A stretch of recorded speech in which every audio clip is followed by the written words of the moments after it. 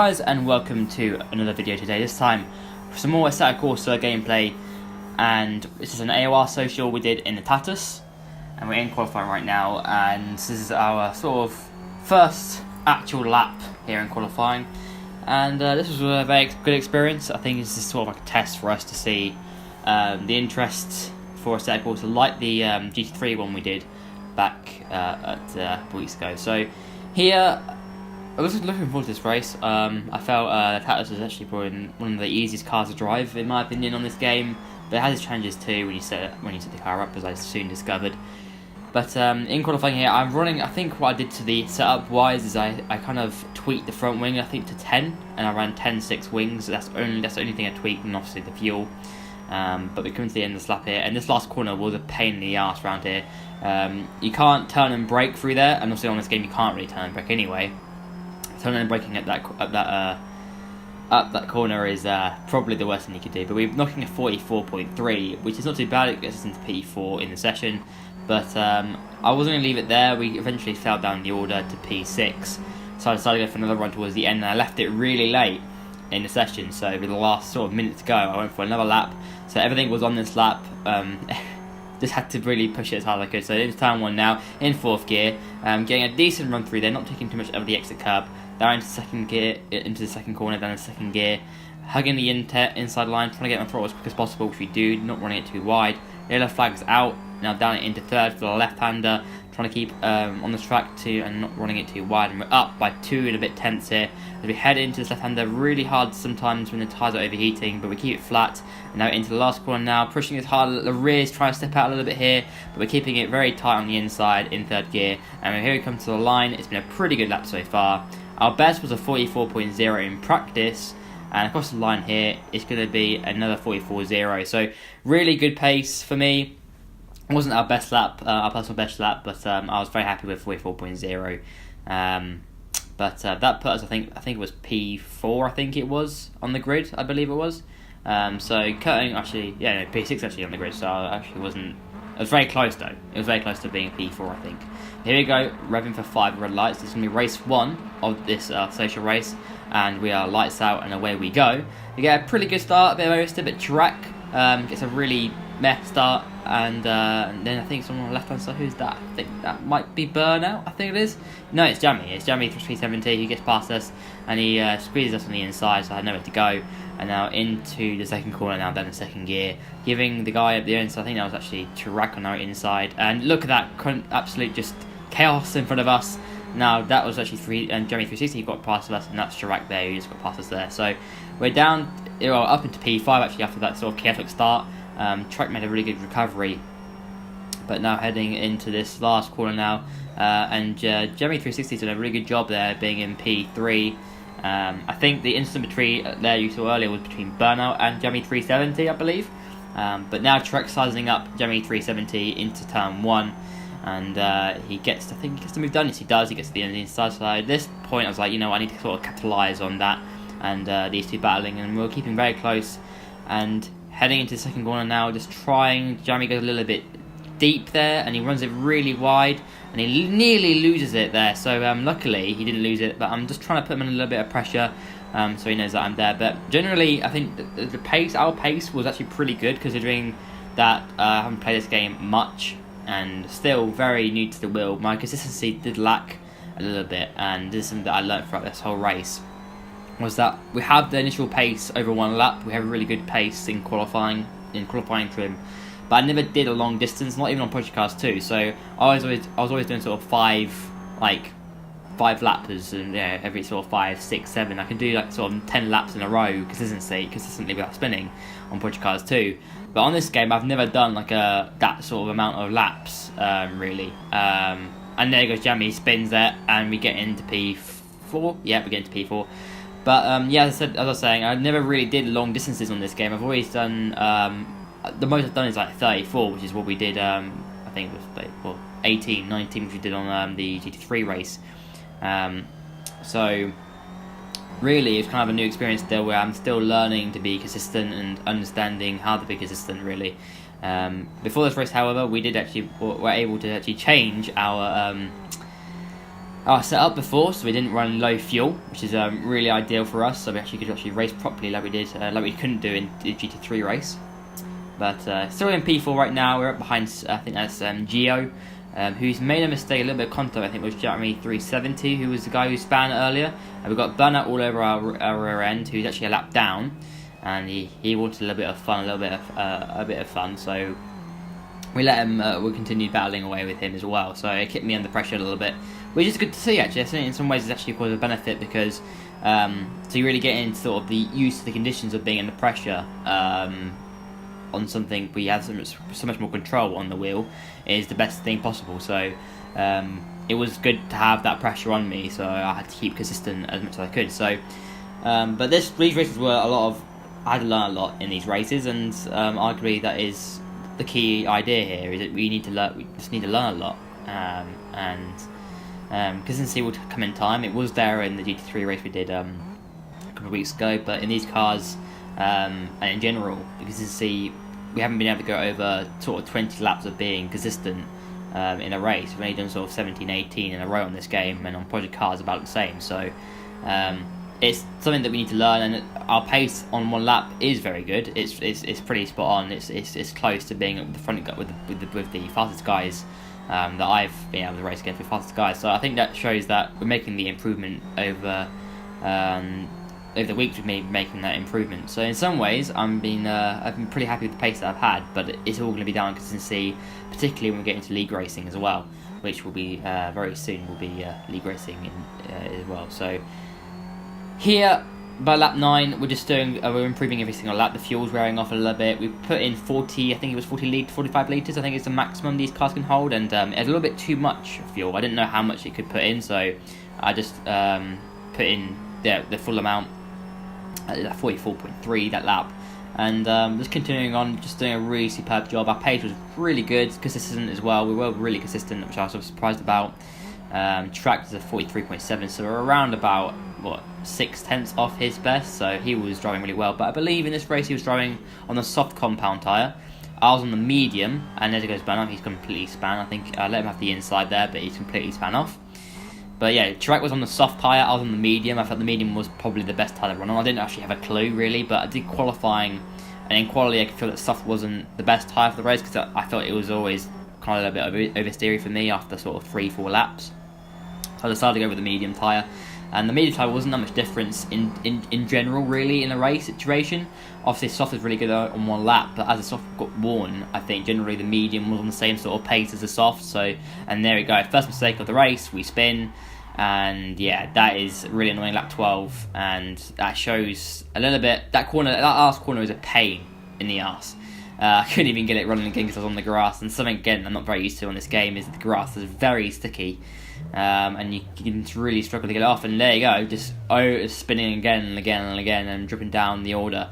So I was getting a little bit angry with that, but that's the way it is. That is the way it is in the end of the day.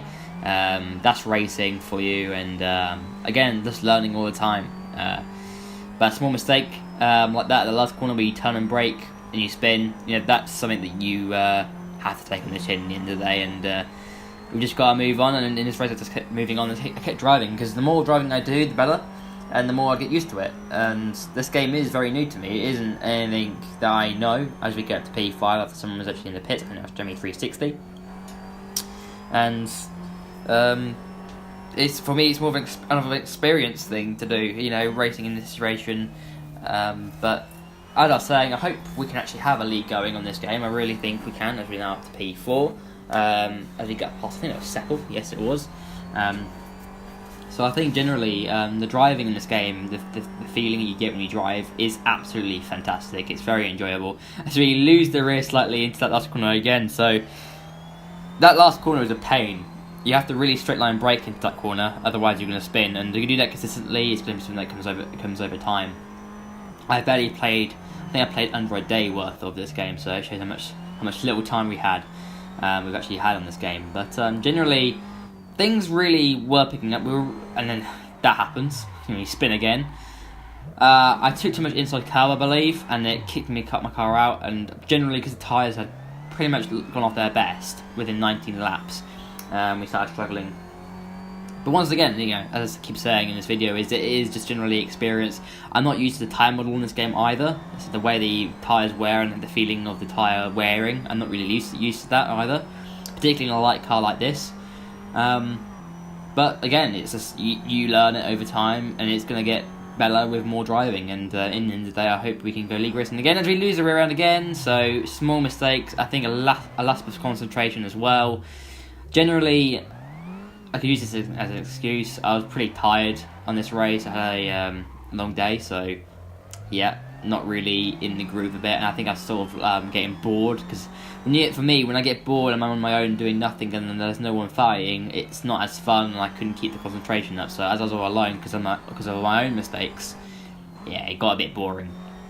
So I kind of lost concentration. But towards the end of the race, lap 30, we're going to come in P4th, and for me, I'll take that. From race 1, I gathered that there's a lot of work to do in terms of consistency and keeping it on the circuit. But generally, our outright pace is really good, and generally I was really happy. I think the outright pace was, reasonable. And even consistency is still to be worked on, but it is there, and it's coming, and I can sense it's coming. I'm not spinning out every single lap, and so that's definitely something to improve on. So Trek won that race, ahead of Gio, Miko, myself, Jammy, Burnout, and Jammy 370, and then Seppel in the last. So otherwise, I was pretty happy. I think consistency was good. But now into race 2, we're in the lobby here, and actually there's a problem. On my screen, I had 5 people in the lobby, but on other people's screens, they had 12 people. I think 10 or 12 people in their lobby. So I had to quit the lobby and rejoin it back, which meant that I was late getting into the actual session, which meant I couldn't load my setup, so I had to run a default setup. So yeah, they had 9 people in their lobby, where I was in the 5-player lobby, and that was really just irritating. A slight glitch of this game, but it's a slight online glitch. It doesn't affect the matchmaking too much, but that's the way it is. But I loaded into the session here, and they're just finishing practice, and they've got 5 seconds remaining, and I couldn't load my setup. I tried, but couldn't, and that meant that I was on a default setup with 30 laps of fuel going into the race, and the race was a 40-lap race instead of 30. So I had low fuel going into this race, so I didn't know if I could make it. Obviously, learning back from the first race, is that for me, the fuel wasn't getting off too much. So I thought maybe 30 leads could go to the end of the race, perhaps. But yeah, we later found out that was incorrect, really. But here we go. We're ready to go racing here. We're starting P7, but it's a reverse grid race, so I think we're starting up a little bit up the order. Again, this is something we're testing, reverse grids, formation, so obviously it's going to be a formation situation. And we learned here that really our formation does not work, as you see parked cars who have crashed into each other and stuff like that. So, yeah. So I think we all learn, again, these are all things we're testing for a league that could possibly happen in AOR. And in general, just any league that could happen, whether that's a Tatuus league, whether that's a GT3 league, whether that's a Porsche league, whatever. We're just learning certain things about this game. So we're all kind of, I think I'm supposed to be like P4 or P3 or something, but we couldn't get in position in time. So here we go, we're racing now. I got a little bit confused with where it was happening. Miko passed us here, heading into turn 1, and I'm getting so close to him, and it felt like, I don't know, that he was lifting or something. And I've completely gone deep because I got caught out by that and almost scared because I didn't want to hit him and I didn't want to get damaged myself. So I didn't want my race to be ended at lap 1, pretty much. So we're now down into last place. That wasn't any real mistake on my own. It's just that I was on other pack of somebody, and for me it felt like he was slowing a lot. Perhaps he was cautious of somebody on this. Perhaps he was cautious because Jamie was on his inside. So yeah, it put me off a lot. But continuing on, the race wasn't over. I was going to continue going. I was going to continue. I wasn't going to give up. And we got the yellow flags up in front. And here's where I really shut myself. Look at this. Jamie rejoins and I have to go right to the inside. And that could have ended up in disaster. I legitimately nearly checked myself, because that could have been, again, my second time in this race where the race could have actually ended. Turn 1, lap 1, and there was 2 situations. So rejoining the track on this game is difficult because the track map is very quick, so you can't see really who's coming up, and by the time you spin your car around, it's about time someone was right near you. So I do understand. But by lap 7, we're right behind Mikko. This race was more exciting because I had to come through the field here, as we're in position 5. And Mikko really is really consistent. It's just I think he felt he lacked the overall pace. So I was determined to get past him. I was in his slipstream here. I'm going to try and have a look into turn 1, but I'm just too far back, so I'm not going to go for it. But now getting a nice run through there. And these cars are just really fun to drive, actually. And for me, I would love a Tatuus League. I think there's a lot of people in the AOR forums that wouldn't mind having a Tatuus League. And personally, I think it would create some really fun racing and really tight racing. And really, it's all about putting people under pressure in these cars. Because the slipstream isn't OP. So for me, as a real joy, right behind Mikko here. I think Jammy's behind us. He's caught us up a little bit because I was getting a little bit held up by Mikko. But for me, it wasn't worth me trying to go for something reckless on him, because that's not how racing works. And it would end up in a collision, and it would end both me and his races. But here we go. We've got a good run on him. We're going to go into the inside of the first corner. We used a little bit of the grass as well. And for me, that actually was a really good move. I really enjoyed that, going up the inside there. He was very fair to me. Didn't double move. That was racing for me, and that was a superb move for me, and great defending by him. And we're now up into P4, where we were in race 1. Burnout is leading the race. He's done a really good job. He's really quick in this game too. And in this race, he was really consistent as well in comparison to race 1, where he got destroyed and he couldn't really show that. So he was doing a superb job up front. Seppel's in P2, Gio's in P3. They're sort of, for me, Seppel and Gio are sort of the guys that are really committed to this game. They've done a lot of AOR racing, and Seppel's the coordinator of AOR, and he wants Assetto Corsa for AOR, and he wants to get this thing going. He's really committed to it as well, and he's a great guy as well to talk to. But we did a 44.7 the next lap. I think our personal best in the first race was a 44.3 with our higher front wing, and this race obviously, as I said, we were running default, so we were running 30 litres of fuel and 6 wings, and I believe these were the medium compound. Yeah, it is a medium compound on the default setup. Yeah, they don't put soft tyres on this default setup. So, technically the tyres were right, but the wing and the fuel wasn't. So, kind of a bit annoying. But actually, we went a little bit faster in the race with the 6 wings. As we come into line here, I think we're going about 3 turns. I think it's going to be a 44.4, is it? Perhaps across the line, and it is a 44.4, so a decent lap there on lap 12 with 40, and we haven't spanned yet. We obviously at turn 1, really, for me, that wasn't really a mistake, that's me avoiding action, really. So consistency in this race was far better, and I think that tells me something about this game in terms of the wings, is that if you run 10.6, it's more likely to oversteer, for now into lap 17, but if you run a higher front wing to the rear wing, you're going to have a more unbalanced car, because obviously it's natural. I think who's that span? I think that's me at the P3. I think it's Seppel actually span out. But it told me something about the way setups work on this game, is that a higher front wing with a lower rear wing means it's more unsettled because the balance isn't equal in terms of the aero. So I learned something there from race 1 to race 2, that aero kind of needs to be reasonably equal. Otherwise you're going to be oversteering. In this race, I had not span for the first sort of 20 laps, which was really good. So for me, that was just fantastic. I hadn't span yet, and I think I had a bit more confidence in the car. That could have been due to the lighter fuel load, perhaps. That is a possibility. But this lap, I think, actually was our fastest lap of the race. As we headed into the left-hander, and here sometimes it was a little bit inconsistent in terms of this the tyre temperature, so I was overseeing it a little bit. As we're heading to the line now, I think we're just gonna go faster than our previous best here, but across the line now, it's going to be a 44.3. There's 3.85, I think it is. So that wasn't too bad. I think that was a good lap for me, and I think a little bit faster than our race 1 lap. So that shows that perhaps an equal setup for the wings is better, even if that means you're running 8.8 or perhaps 8.7 or something. But I still oversteered into this last corner, but that took me 21 laps to do instead of, I think, 17, 18 in race 1. So I think 12 laps in race 1. So it took me 12 laps to spin out in race 1 and 21 laps in race 2. So there, I think in general we learnt a lesson, and the equal wings helped to be able to just generally get more consistency in. So that's something that I learned in the setup, which is really good and important for future leagues. But going on later on, lap 22, now fuel we're down to 13 litres. And I think Seppel makes a mistake again, so he was struggling as well. So I wasn't the only one making mistakes. But I generally think that the longevity of the races, I think obviously 30 laps was perfect for race 1. Personally, I think another 30 laps would have been perfect for race 2 or 31 if you include the formation. I think that would have been much better than 30 and 40. Because I think we're all sort of getting fatigued at this point.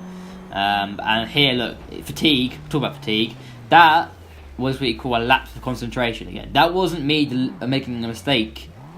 That was me just concentrating on something on my wall instead of actually racing. So I'm showing you everything that happens when you get a little bit tired. And I was tired on this day, like I said earlier, and I got bored, should we say, and that happened. But by lap 34 now, fuel, 4 litres of fuel left. With 6 laps to go, and I didn't know if I was going to make it, to be honest. I didn't think I was, but I tried my best to continue on in P3, which would have been a good result for me, as Miko is behind us. And now heading into this left-hander, just generally I think fatigue got the best of me in the next coming moments. I think perhaps the races were just too long, and it's something that we can sort out for the formatting when we actually do a league on this game. If we do 2 races, if it's in the scum, we spin again at last corner. And for me, I decided that was kind of the start of the end in this race. For me, I just kind of had enough. And I wasn't going to get to the end really realistically anyway, because I didn't have enough fuel to get to the end of the race. With 5 laps to go, I had 3 litres of fuel left. With 5 laps to go, realistically, I'm not going to get to the end. So I decided to park it up in the next couple of moments. I spin out again. But that's the way it is. That's racing, and that's again lessons we learn. And for me, I learned a lot in terms of the setup of the car as we go onto the grass and we spin. So that was the end of the race for me. I didn't want to continue on. I felt there was no point with a lack of fuel left, so I decided to quit. But for me, learned a lot in terms of the setup. As I said earlier, I mean, 10-6 wings meant more oversteer in race 1, and 6-6 wings in race 2 meant that I could be more consistent, so perhaps more of an equal wing setup would have been better for this race. So that was really it. I hope you guys enjoyed the video. Leave a like and subscribe for more racing content on this channel. If you want to see more Assetto Corsa content, which I will be putting out. That has been this video. I hope you guys enjoyed it. And I'll see you soon for some more Assetto Corsa content and Project Cars 2 content in the future. League racing is set to start soon. Tora is doing the LMP3 Cup on Project Cars 2, so that's February 6th. So there'll be hard to channel for that. So thanks guys for watching, and I'll see you in a bit. Bye guys.